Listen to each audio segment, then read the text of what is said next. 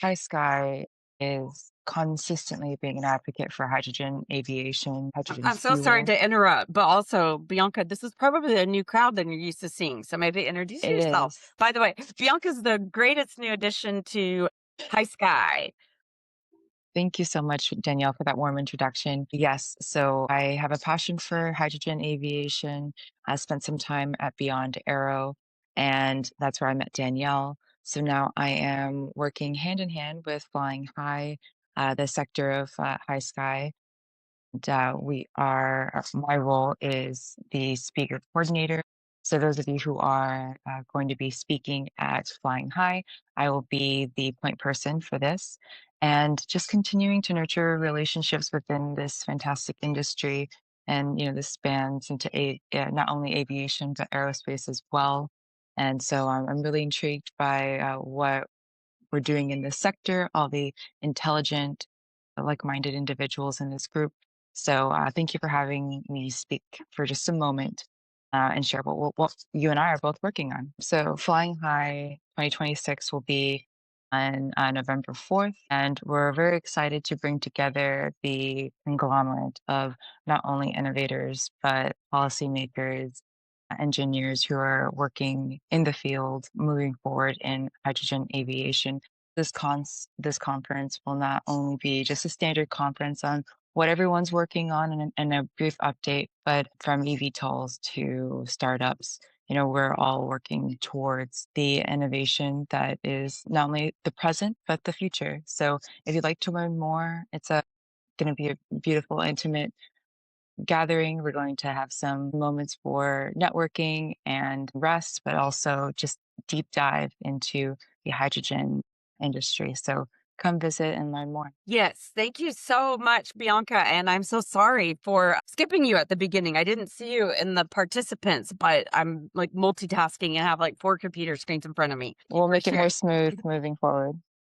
Yes, and then lastly, do not forget to register for the webinar tomorrow, which that's where you can join, is the webinar tomorrow, which I will put that link again in the chat. Sarah had a question on the I think the best use cases for hydrogen. I don't know if it was one of your earlier, maybe first slides. Yep, And yep. Sarah, Let me you're welcome to come on. sure. Let me share my screen. It was the most likely uses of hydrogen slide. It was a little dense. So I just wanted to clarify, should I assume that green is good and yellow is okay and red is bad? Oh That yeah, thank you for clarification. So maybe a little bit counterintuitive. So basically for red is you have no real alternative. So for fertilizers, ammonia, you need molecular hydrogen. So this is about industries or applications where molecular hydrogen is really needed.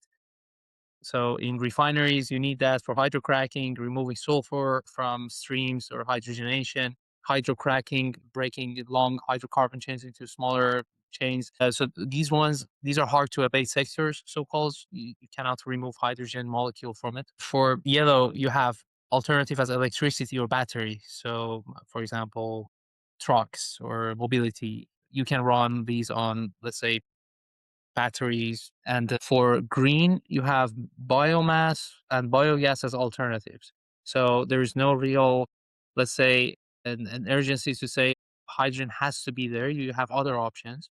But and the more you go down the ladder, the competitiveness of hydrogen, green hydrogen becomes less and less. So on top, you have industries that cannot avoid it because of the application nature of the process. And the more you go down the ladder from A to G, the competitiveness, at least where at the time this was published, it is a little bit like this for domestic heating.